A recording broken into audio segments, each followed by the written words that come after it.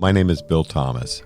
I'm a writer, consulting producer, and now podcaster. I am now trying to use my experience as the brother of a murder victim to help other victims of violent crime. I'm working on a book on the unsolved Colonial Parkway murders, and I'm the co-administrator of the Colonial Parkway murders Facebook group together with Kristin Dilley. My name is Kristin Dilley. I'm a writer, a researcher, a teacher, and a victims advocate, as well as the social media manager and co-administrator for the Colonial Parkway Murders Facebook page with my partner in crime, Bill Thomas.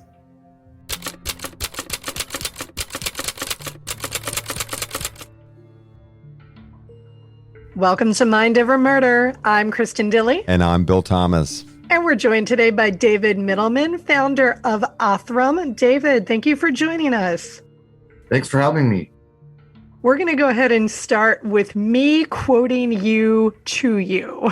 Are you ready? Sure. How's that work again? So, David, in some of the written documents that you put together about Othram, you discussed the term silent mass disaster as it relates to the accumulation of cold cases in this country.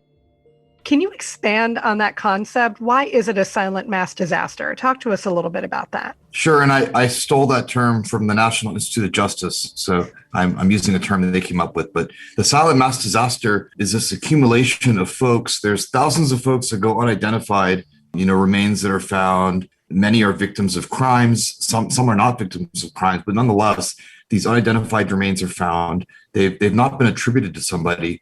And a good number of them don't get attributed to somebody. So they kind of build up in this backlog of unidentified persons. And it's really an inspiration for why the NIJ put together the Nameless Project. Nameless Project seeks to catalog the unidentified and the missing, and then to kind of match them up. And other groups like Doe Network, for example, which is a huge volunteer group that Todd Matthews operates, again, seeks to catalog and identify so these cases don't get lost and people remember the case and will at some point hopefully work to connect these unidentified folks back to a name. So it's kind of a disaster in the sense that it's a substantial number of cases.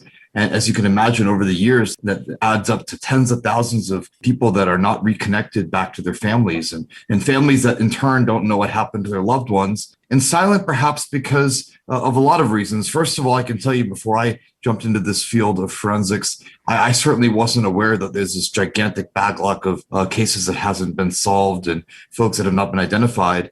And I think maybe another way to think about the silent part of this is that it's very hard to advocate or even really humanize a story that involves an unknown person.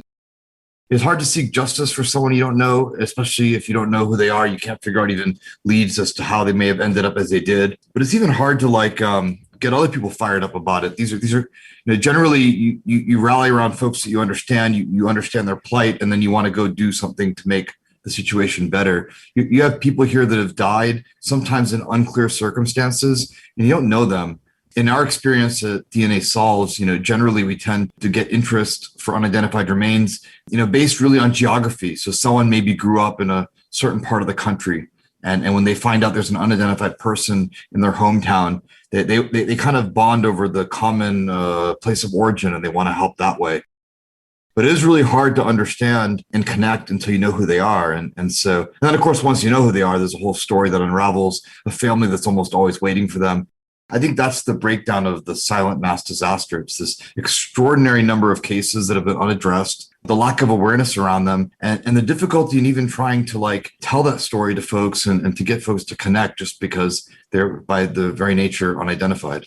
I know a lot of times, David, we'll reference the CODIS system, the FBI, DOJ CODIS system, as a place where DNA evidence is taken to for comparison in the hope of identifying perpetrators or victims. Why is the CODIS system not enough to assist law enforcement in searching for DNA profiles, like in the examples you were providing? Yeah, it's a good question. The CODIS system was designed with a specific purpose in mind. And so, like all good things that are designed with a specific purpose that then go on to fulfill that purpose, sometimes, people try to use them for other things too. And it may not work as well outside of its intended purpose. So the idea behind CODIS is that you have members of society that go on to commit crimes, And they'll perhaps continue to commit the crimes. Like you can imagine a serial sex assault or a serial robbery. So someone might commit a crime in Houston, Texas, and if they're convicted, you can take this set of STR markers, 20 markers that make up your CODIS profile, and you can deposit them into CODIS. And then if that person in Houston goes on to commit a crime, say in San Francisco, out in California, or somewhere else, maybe they come to New York and commit a crime, then if they can get DNA from the crime scene and measure those same 20 markers, they can connect the same person to multiple crimes. So the idea behind CODIS is that you're tracking repeated offenses by folks that you know have committed an offense. So CODIS is a lot less about identifying who someone is as it is about trying to basically track repeat crime. Or if you don't know who the person is, being able to connect crimes. Another really powerful feature of CODIS is that if you've got a bunch of crime scenes and you don't know who the culprit is, but you happen to have measured the CODIS markers in all of those crime scenes, you can connect the crime scenes. You can say, were these 20 crimes or are they one crime committed by a serial predator? So that's what CODIS is designed for. It links crime scenes together and evidence together. And it can also be used, like I said, to track repeated behavior by someone that has been already known to the system as one that has committed a crime. What CODIS is not good at doing is, for example, identifying unknown remains, right? Because these folks, in addition to not being repeat criminals, are generally not criminals at all. They're often victims of crimes. And so, not surprisingly, the success rate of using CODIS to work an identity for an unknown person, unidentified remains, is somewhere under 1%. You could run 100 STR profiles on 100 unidentified remains and identify less than one of them. And so that's the problem. But that's not really a flaw of CODIS as much as it's just not the intended use case of CODIS. Likewise, there are criminals that go on to commit crimes that have either not been caught yet, or they have not committed a lot of crimes, or they may have committed crimes a long time ago before CODIS was widely used. They might have slipped through the cracks. They were supposed to get added to CODIS because they committed a crime, but they didn't make its way through either on purpose or by accident. And so all of those scenarios are cases where CODIS would not detect the actual identity of a suspect as well. And so if you look at like the sex assault kit backlog, 15% of these kits will produce an identity. There's definitely room to be desired. It leaves room for improvement and a lot to be desired, and using other approaches to identify, who these folks are. That's really the issue with CODIS. But the thing is, CODIS is the only forensic tool that we've had until recently. So that's the tool they had, and that's the tool they used. And fortunately, there are a lot of new tools that can be used in cooperation with CODIS, in parallel to CODIS or after CODIS, to help get more information. Just like nowadays, people will look at lots of lines of evidence besides just DNA. They look at fingerprints if they're available. They try to do facial reconstructions. There's a lot of tools that these folks will use to try to piece together clues to the identity of someone. CODIS is just one of those tools. And certainly the work we do at Othram is another tool. And I hope that investigators will make use of whatever tools they need to get these cases solved successfully. So, David, what is the difference between how Othram builds DNA profiles and how CODIS builds DNA profiles? There's two big differences. The first difference is the CODIS profile, as we talked about, is composed of about 20 markers, and that works for the purpose it's intended for. What we do at Othram is we're collecting tens of thousands to hundreds of thousands of markers. So that's the first difference, is we're collecting more information and more markers. And that's powerful in detecting more distant kinds of relationships. And that's important because the person you're looking for may not be in a database. As we discussed, if they're a victim, they're probably not in CODIS. And these extra markers allow you to then identify nearest of kin or distant relatives that could help walk back to an identity. The first difference is 20 versus tens of thousands to hundreds of thousands of markers. The second difference is that we use a technology platform that we've developed that is just inherently more sensitive. So we can take a more broader kind of set of inputs.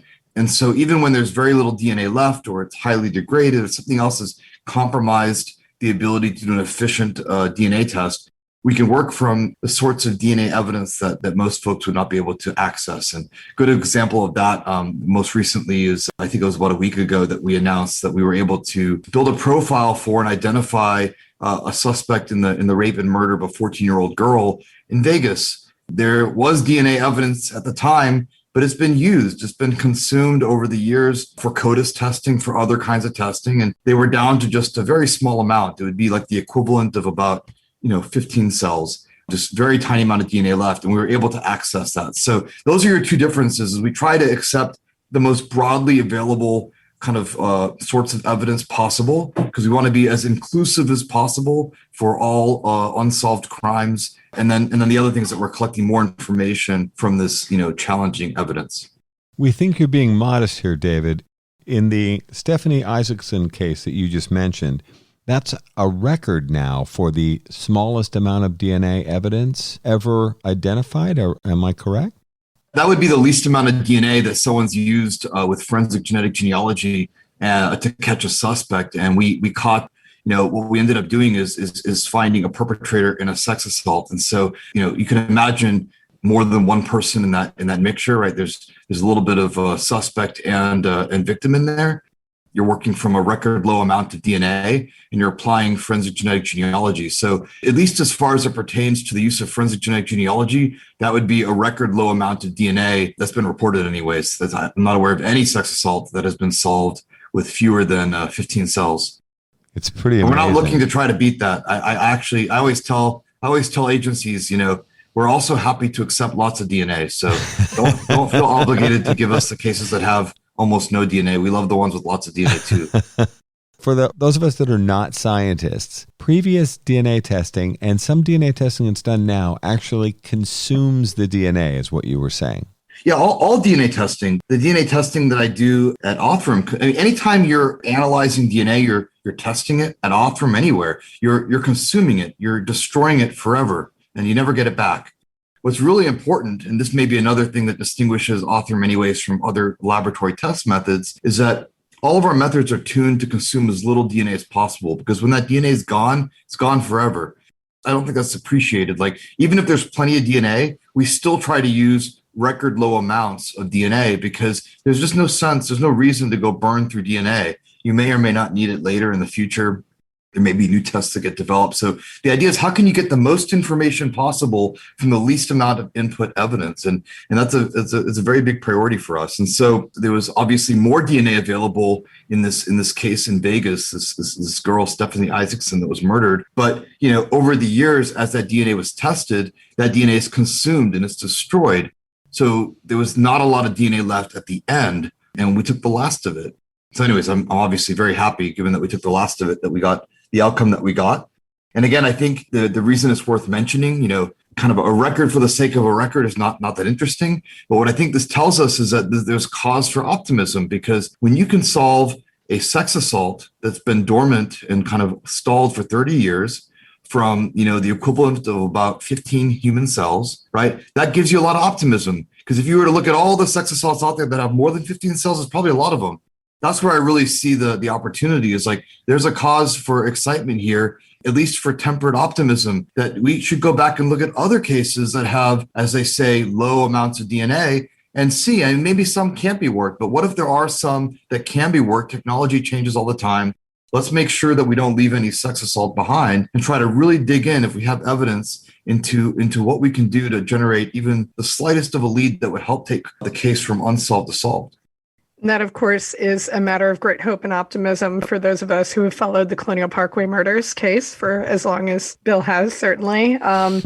We have the Robin Edwards and David Nobbling evidence that we know has been degraded by water, seawater, in some cases river water, and we are hoping that the DNA can still be tested. So whenever we hear about a case like this from you, David, we are very, very pleased, because there is still hope, I think, for an excellent outcome with this case.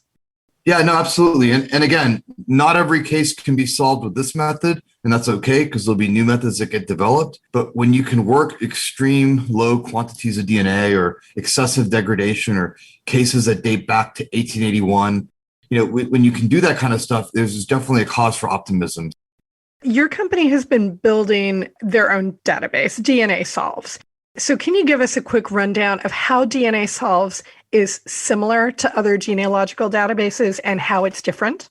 DNA Solves, we started DNA Solves in 2019. This is actually before GEDmatch was purchased.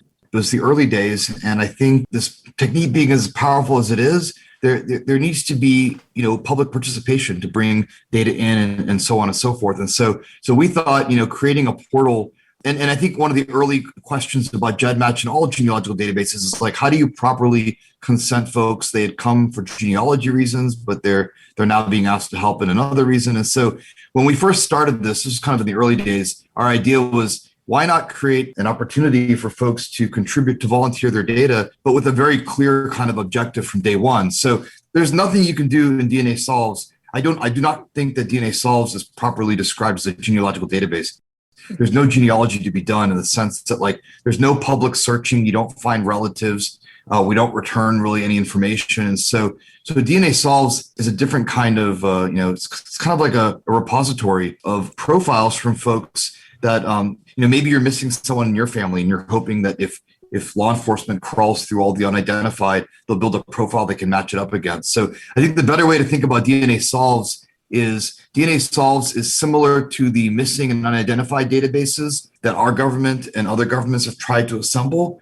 The difference is instead of using 20 markers, right, we're using, SNPs. And that's where the idea of genealogy comes in. We're using the kind of profiles you would use in genealogy, but for the purpose of identifying people from crime scenes. And if you've ever been to DNAsolves.com, I don't think there's any confusion about why you're there. It says very clearly, right, it's a database for solving crime. And we make it very clear everywhere, from the webpage to the imagery to the terms of service. It's all about identifying people from crime scenes, either victims or perpetrators.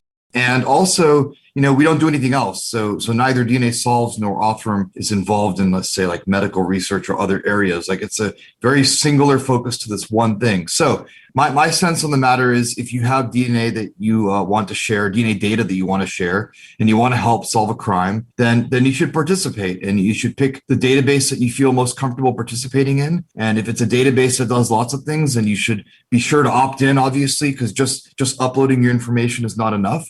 If you come to DNA Solves, it'll only be used for this one purpose. So I definitely am on the side of encouraging folks that want to participate. I think if you're missing someone in your family, this is the best time ever to go participate, because unless you are missing someone that's a direct relative, say a sibling or a parent or a child, your profile in a database like CODIS isn't as powerful because the searching is more limited with only 20 markers. And so I definitely encourage folks that are missing someone in their family to participate. I guess the best example in recent time is a case that we were involved in, involving a woman called Evelyn Cologne, and she was known as Beth Doe until her identification. She spent decades unidentified. Building a profile from her remains was a story that we could tell another day, but it was quite complex. But once we had built a profile, as it turns out, her nephew had been looking for his aunt. And so he had uploaded his data into all the databases. And so guess what? There really wasn't an exhaustive genealogical component here. The profile goes up. There's an incredible match with as they say, a lot of centimorgans, which is the unit of measure, folks use to describe genetic relationship. And that's it. And so you could imagine if all the folks that were missing someone in their family were to put in, at least someone from their family puts in a representative profile. And if we could more exhaustively push to test all the unidentified remains, we'd get to do a lot of matching up of folks and their families very efficiently. So anyways, I went off topic, but the biggest difference with DNA Solves is that it's not a consumer or like research database. It's a registry that we keep of folks that either want to help solve a crime or are looking for a loved one. The database is available to anyone that is doing law enforcement work. So it's generally law enforcement, but I suppose if law enforcement were to authorize, let's say a subcontractor, that's fine too, but there's just no public search. I don't know what better way to basically protect the privacy of people's information. And we're doing some other stuff that I think will, as we get closer to, closer to being able to, we have a new matching algorithm that we're trying to work on to help kind of address some of these issues with older unidentified remains. I mean, the profiles are just sometimes hard to work with. So we're looking into ways, is there any way to informatically improve the profiles or at least facilitate possible matching back to families? So those are all the kind of things we do on DNA Solves. I guess the most recent thing that we've done is you can imagine, if you were to build a Venn diagram of all the folks that have done genealogical testing because they're curious about their ancestry or their origins, and all the people that are missing someone in their family, that's not a really great overlap. So there are plenty of people that are looking to participate or to match against, whether to match against loved ones or to help solve a crime, but they may not have done a 23andMe test, or an ancestry test or a family tree DNA test. And so we have launched a program to let people, again, if they want to, get a swab kit, and then we'll try to help that way. And we're trying to prioritize folks that are, anyone that wants to participate in principle could, but we're really trying to prioritize and go for folks that are really missing someone, because I think that's the real mission behind all of this, is like, how can we get people connected back to their families even after death? And so that's kind of what it is in a nutshell. Again, like I said, we've been running it since 2019. My perspective is like, the more data, the better. So the more databases, the better, the more resources, as long as all that information is properly consented and folks understand what they are and are not getting and what they are and they are not doing. I think it's a huge win for society, and certainly a huge win for getting these cases closed.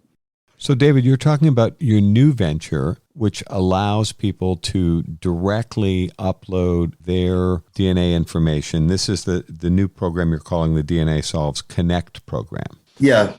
Since you first set up DNA Solves, you've had an option where people can take a consumer DNA profile like 23andMe, Ancestry, Family Tree DNA, or GEDmatch, which probably would have picked up a DNA profile from one of those consumer databases. And you allowed us to upload our DNA profile electronically, is how I'll put it, to DNA Solves. Now Yes. You have this new Connect program. And for $14.95, which is incredibly affordable and cheaper than everybody else out there. Oh, yeah. You're now allowing people to spit in the tube, if you will. And It's actually a swab, but yeah. The program came out of this, like I said, this like realization that there's really not a good overlap between folks that have done consumer testing and folks that want to participate, find a loved one, help solve a crime. And so what we've done for the last, year and a half is we've basically told people, go take a test somewhere and then come back and upload. And so we've been looking, for a way that we could, in a more efficient way, more cost-effective and efficient way, help people that want to participate.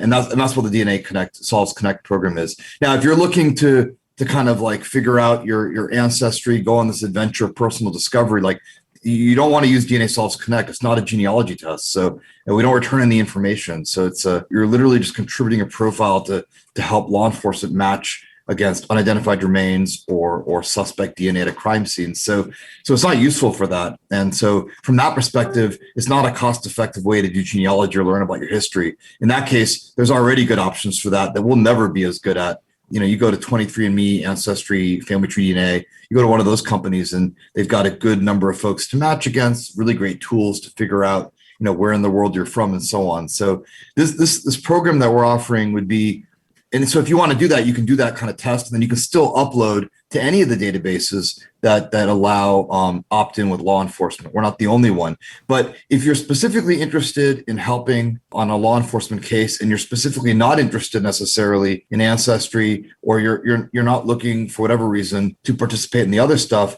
our system is only for folks that just want to essentially contribute their information to help work a cold case. I don't know how that's the best way I could say it. And so there's a very focused use case. And if that's what you want to do, then it's a good deal because it's pretty cheap and you can help us knock out more cases with law enforcement. If it's not what you want to do, then it's not a good deal because, from the perspective of a consumer genealogical product, you get nothing back.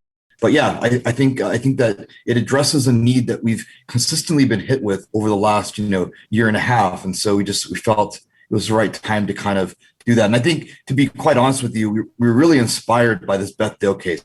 I mean, it's obvious now that we describe it and talk to you about it. It's obvious if you're missing someone. The question in my mind is like, why build this big old giant database, right? It's like, how do you build the smallest database that can solve the most cases? That's really the puzzle that we're trying to ask, right? Because you don't want to swab the whole world. It's not really a good idea, and it's not cost effective. So it's like, what is the most effective way to build the smallest database and solve the most cold cases? You're listening to Mind Over Murder. We'll be right back after this word from our sponsors. Who wants some brand new Mind Over Murder merchandise? You do, of course. And our friends at TeePublic have hooked us up with some great merchandise. There are Mind Over Murder t-shirts available in about 6 different weights: female, male, soft, not so soft, something that looks like your old gym shirt. All of the above. And in any color that you want as well. The possibilities are limitless. And then we have tank tops, crew neck sweatshirts, which probably won't be big in July, but might be more popular, say, in October. Better for those cooler months. And also for cooler months, long sleeve t-shirts, baseball t-shirts, and you get to configure the color of the shirt and the color of your sleeves. You could do your entire women's softball team in Mind Over Murder t-shirts, baseball I like style. that idea. We've also got mugs available, magnets, stickers, laptop cases, phone cases, and tote bags. I'm going to order a couple of tote bags. I can take one every day of the week to school. We've got masks, which I hope we won't be wearing soon. Right? And wall art, notebooks, a pillow. I don't know if I need a Mind Over Murder pillow, but somebody else might love it. Perfect for your living room.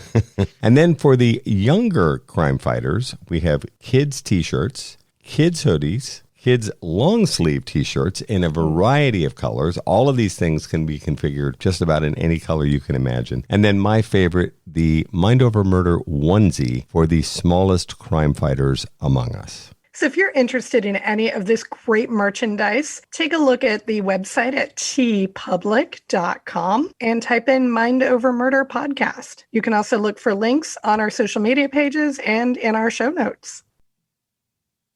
We're back here at Mind Over Murder.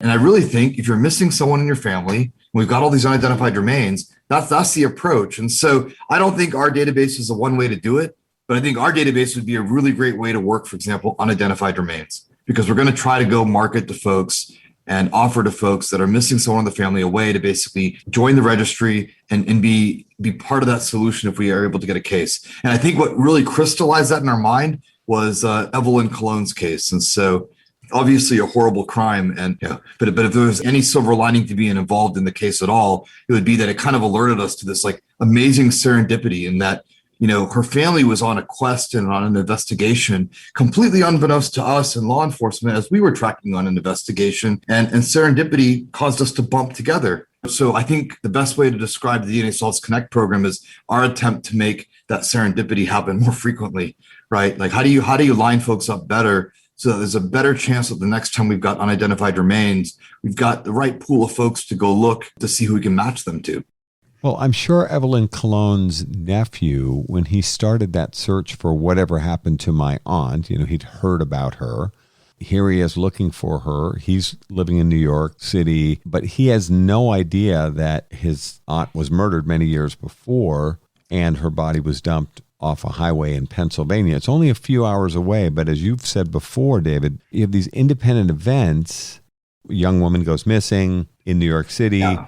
Remains are found a few hours away in Pennsylvania, but the connection isn't there.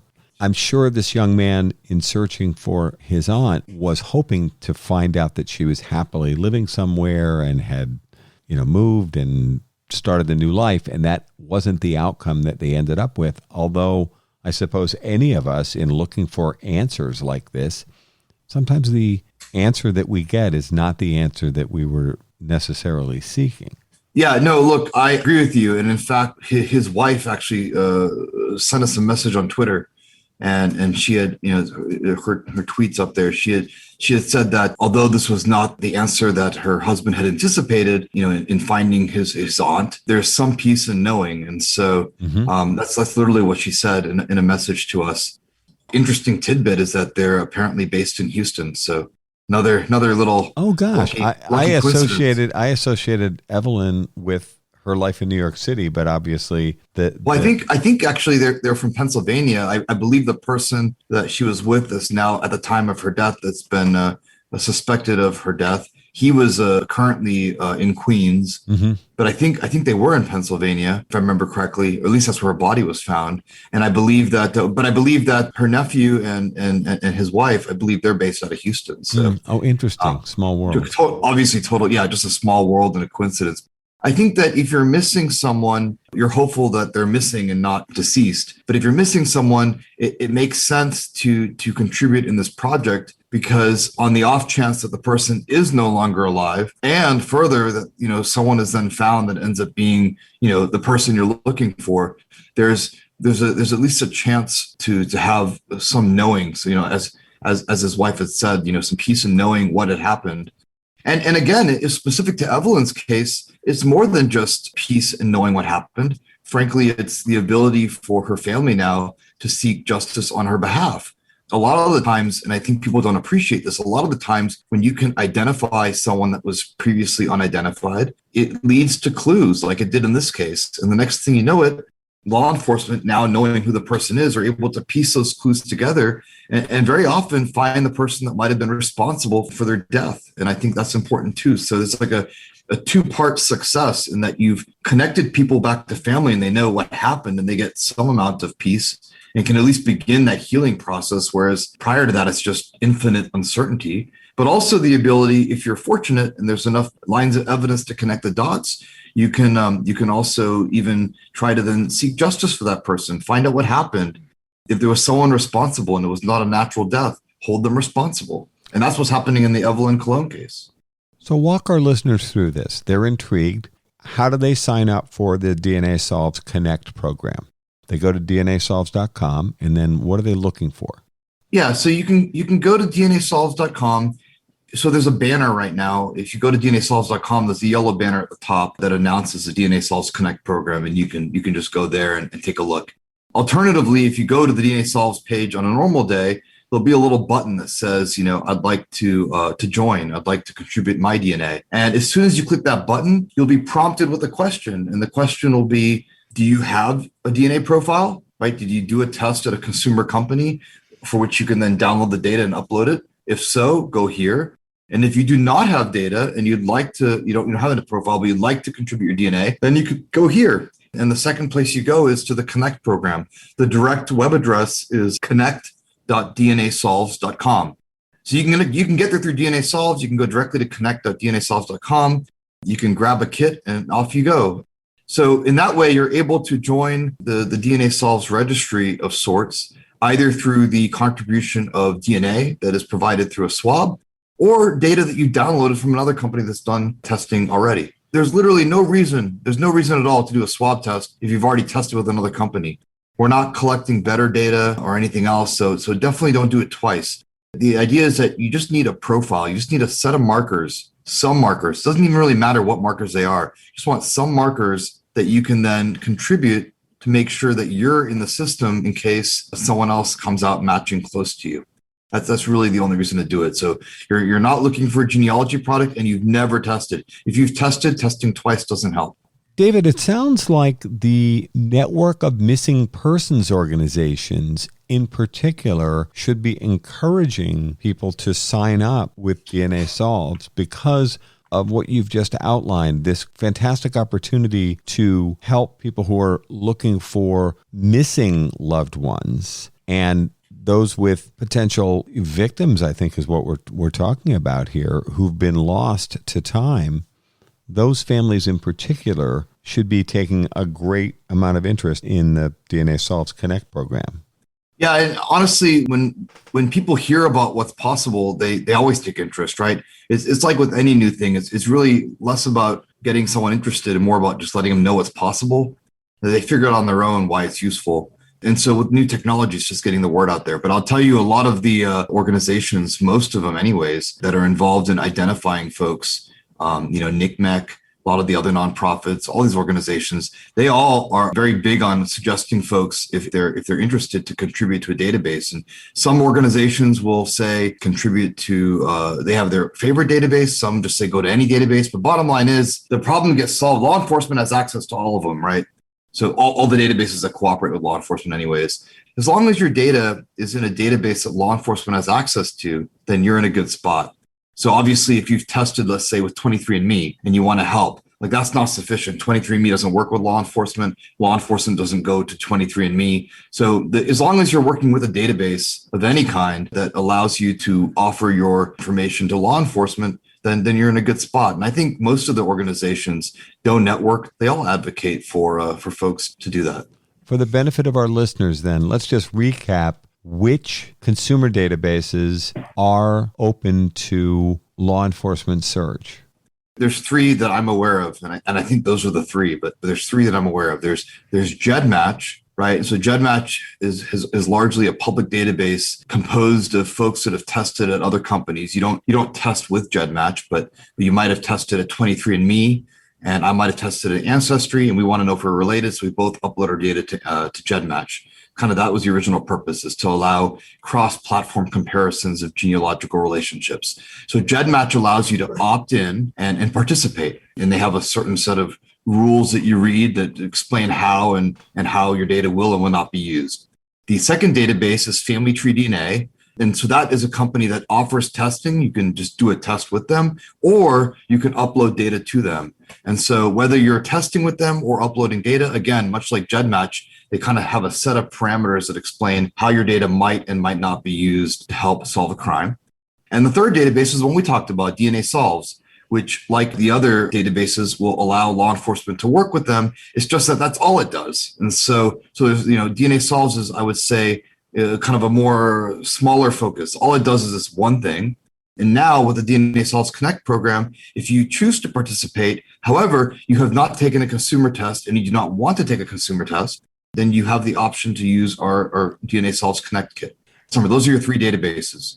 And you want to make sure in one of those three, so law enforcement has access, so that you're not in a situation where you've wanted to help, but you didn't put the data in a form that law enforcement has access to it, and you might miss a connection. You're listening to Mind Over Murder. We'll be right back after this word from our sponsors. Many of you know that Othram is leading the way in DNA testing, helping law enforcement solve missing persons, homicides, and sexual assault cases across the United States and Canada using forensic-grade DNA tests. You can help this important cause by contributing funds and your DNA profile to Othram's free site, DNAsolves.com. The process is easy and confidential. Just 2 simple steps. Now DNA Solves has added another new feature, DNA Solves Connect, which will allow you to upload your DNA profile to help law enforcement, even if you've never used one of the commercial genealogy sites. If you're looking for a missing family member or have lost touch with someone, DNA Solves Connect is an incredible option at only $14.95. Upload your DNA profile to DNAsolves.com. Join Mind Over Murder as we help families find answers with Othram and DNAsolves.com.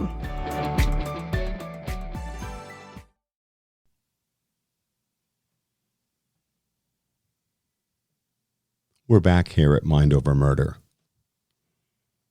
And just for clarity then, that means that if you have a DNA profile with Ancestry.com or 23andMe or MyHeritage, those profiles are not accessed. They don't have an arrangement with law enforcement. So if you want to help, but you're in those services, you'd want to then download your data. And we have instructions on DNA Solves for how to do that. You'd want to download your data, and then you'd want to upload them to a database that law enforcement can use. And at DNA Solves, if you go to that Contribute DNA button, and you say that you've tested before, we have instructions for all the major services. And it's like a couple step process. You can get your data downloaded, prepare the file, and send it up to our service, and then you can have it loaded in.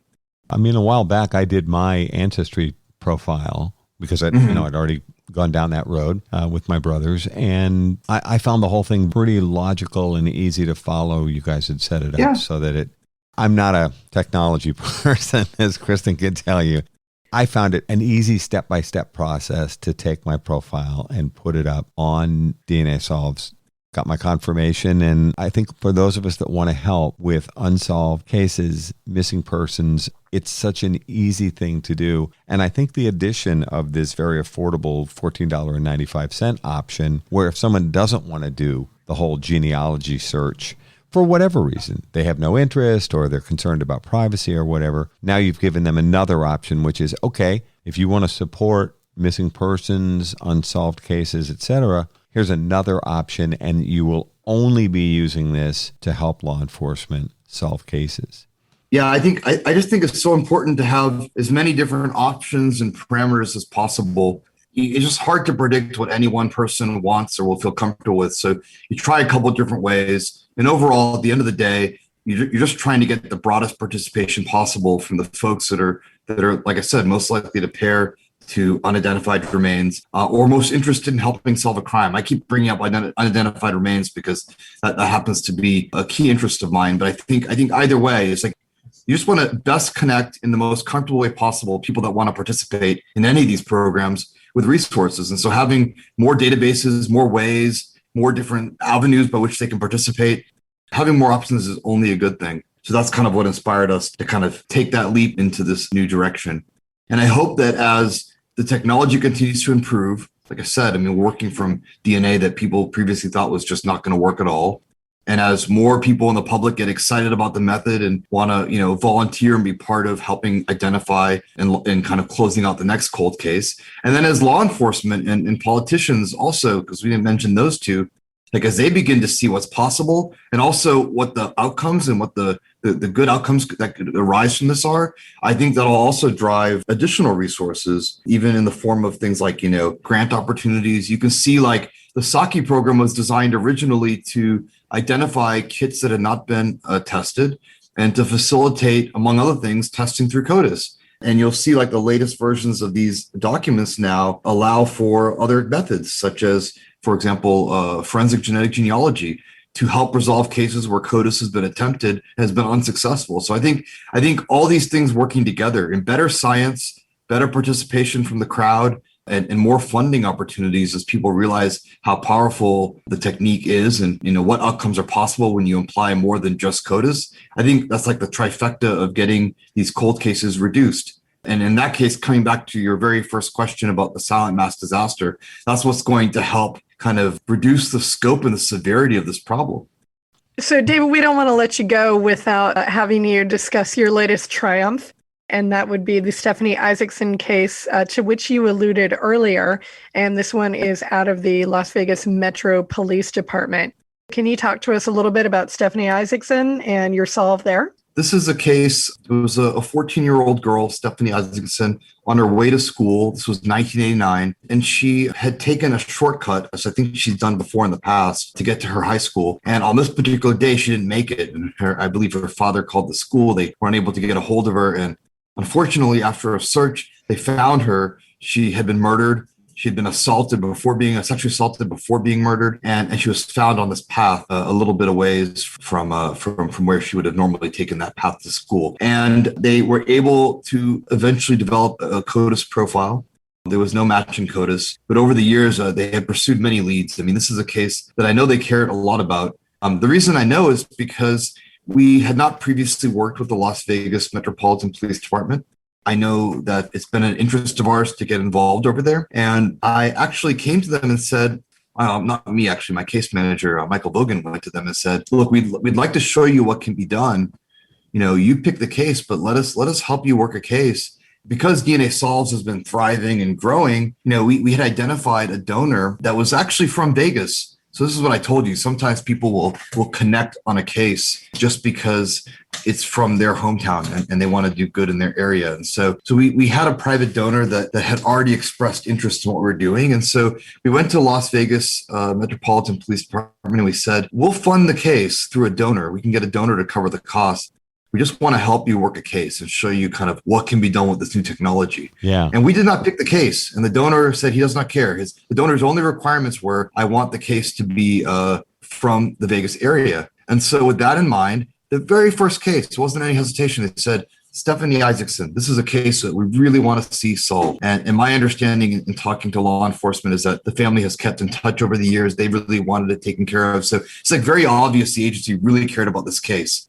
The kind of the bad news is the first chance we get to look at the case, there's just very little DNA. And I'm particularly scared about cases that have very little DNA and involve a sex assault, because there'll generally be DNA, even at low levels, that are not just from the contributing suspect, but also from the victim, because the DNA is found on the victim. And the technology used is very sensitive. Even if you have a profile that appears, as they say, single source when it goes to CODIS, does not mean that there isn't other DNA there at lower detectable levels. And so we were anxious about working the case, but we have had a lot of success in similar cases.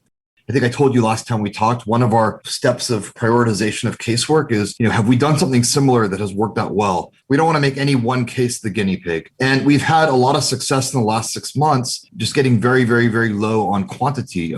We worked last year, if you remember, the Rodney Johnson case out of Snohomish County, 180 picograms. But again, that was a single source ID of an unknown person, which in some ways might be a little easier than, for example, trying to sort out a sex assault with 120 picograms, which is what we had in this case.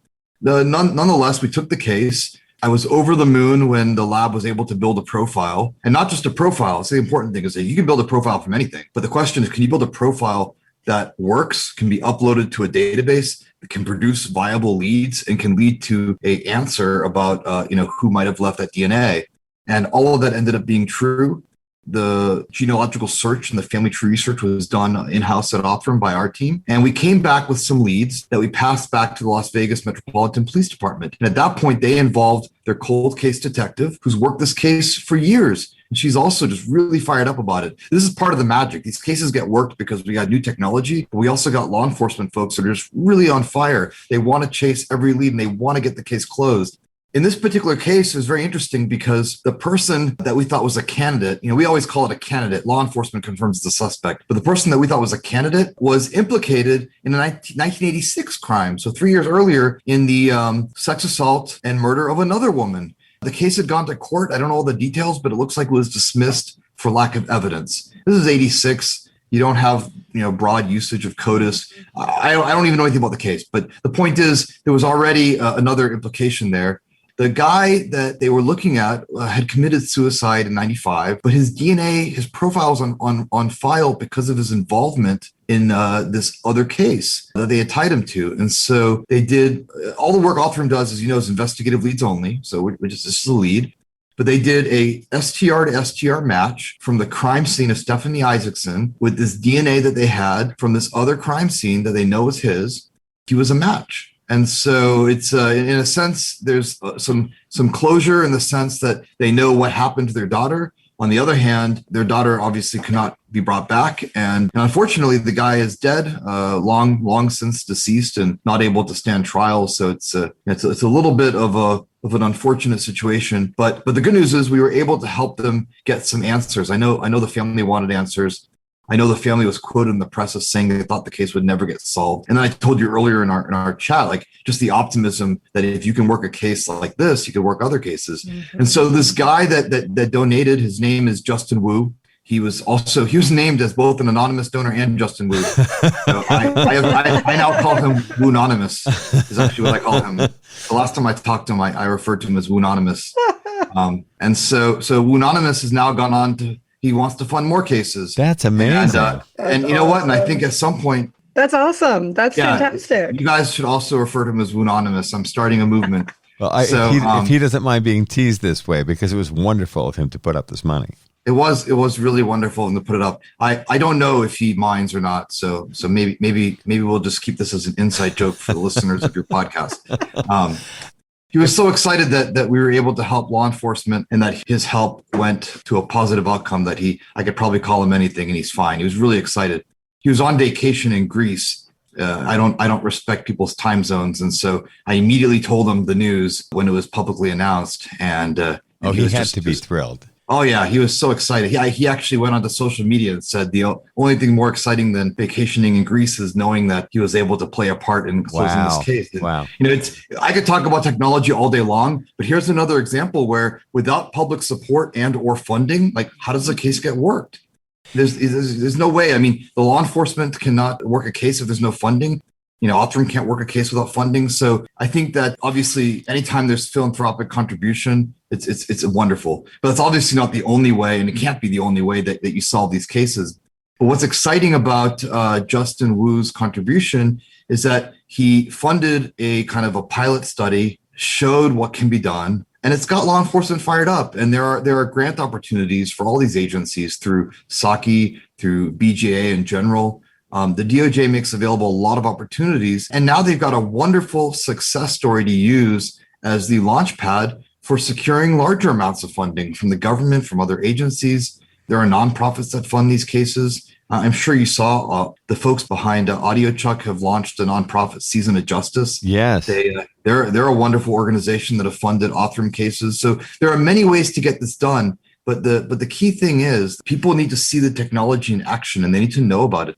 They need to hear the good news when there's good news to share. They need to hear about these feats of low amounts of DNA, DNA that was degraded. They need to see what's possible, because that's what inspires folks to want to be part of the solution in the next case. And it's also what drives folks to demand these solutions. This isn't a technique that's like a lucky break that sometimes will work. This is a technique you should expect to be applied to a good number of cold cases. And every time we have a positive outcome, or really anyone has a positive outcome, it really builds that case that this is not a novelty. This is an expected and an ordinary outcome of using good technology to read evidence from a crime scene. If our listeners do want to help by funding a case, where can they go to contribute? Anyone that wants to help, we obviously have some nonprofits. We have there's grant funding, there's private donors like Anonymous, but anyone can get involved in a case by just going to dnasolves.com. You can chip in $5. We have cases that we just crowdfund. Not every case we have is sponsored by an organization or a private donor. And so we have Jane and John Does that otherwise don't have the resources or necessarily the priority to be worked. And so we post them. You can chip in $1, $2, whatever you want. If you don't want to chip in money, you can select the case that's interesting to you, go share it. Others might be interested. Sometimes even sharing the news about a case will generate a tip. Back to our earlier discussion of DNA Solves and DNA Solves Connect. If you want to share your own data. So there's many ways to get involved. It all happens at dnasolves.com, and anyone can get involved, either spreading the news, chipping in a few bucks, or contributing their own data. And it may sound like a kind of a, what does it help if I chip in a few bucks or I put in my profile? Any one profile, unless you're directly related, of course, any one profile or any $1 is not necessarily going to move the needle. But when you have the public as a whole interested and inspired and working towards this, there are huge things that can be done. I have to believe this is what the internet was made for, is like massive collaborative team projects. And I can't think of one that's more exciting to be involved in than trying to go work through these cases that feel hopeless. And everyone's like, they're hopeless cases. And then we come in and, like I said, a little bit of support from the crowd, sprinkle in a little bit of cutting edge genomics and some really great investigative work from law enforcement. And wow, all of a sudden, these cases that are unsolvable are suddenly solvable. I can't think of a better way to close out this inspiring episode. Although I will tease Kristin that it is important that cat pictures be included as well. Well, yeah, of course. That's a good use for the internet. That's uplifting. One more shout out to Anonymous. We're anonymous. Yeah, we promise if Mr. Wu tells us to stop making jokes, we will absolutely stop, because we very much appreciate what he's done. We could go with like Woonomics. I hope he will hear this and love it and not. And if he tells us to stop, I'm gonna call and apologize before this airs. By the time he hears it, he'll be fine with it. I'll just tell you, as a parting note, he's a really great person. He funded this case on his own. Unrelated to this case, he runs a nonprofit charity in Vegas called Vegas Helps. So he actually loves doing good things for lots of people in all sorts of areas. This case was funded personally by him, unrelated to the charity. But yeah, I would definitely look him up, Justin Wu. David, thank you so much for joining us. It's always a pleasure to hear from you. And thank you so much for all that you do to help us with our podcast. Othram is one of our sponsors. And so we do encourage everybody to go check out DNA Solves and everything associated with Othram, because they are doing excellent, excellent work. David, congratulations on an excellent solve, as always. Thanks for having me. And I look forward to chatting with you guys about cases in the future. And that's going to do it for this episode of Mind Over Murder. We'll see you next time.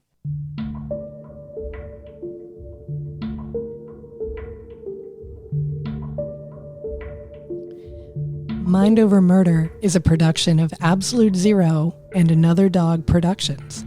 Our executive producers are Bill Thomas and Kristin Dilley. Our logo art is by Pamela Arnois. Our theme music is by Kevin MacLeod. Mind Over Murder is distributed in partnership with Crawl Space Media. You can follow us on Facebook, Twitter, or Instagram. You can also follow our page on the Colonial Parkway Murders on Facebook. And finally, you can follow Bill Thomas on Twitter at BillThomas56. Thank you for listening to Mind Over Murder.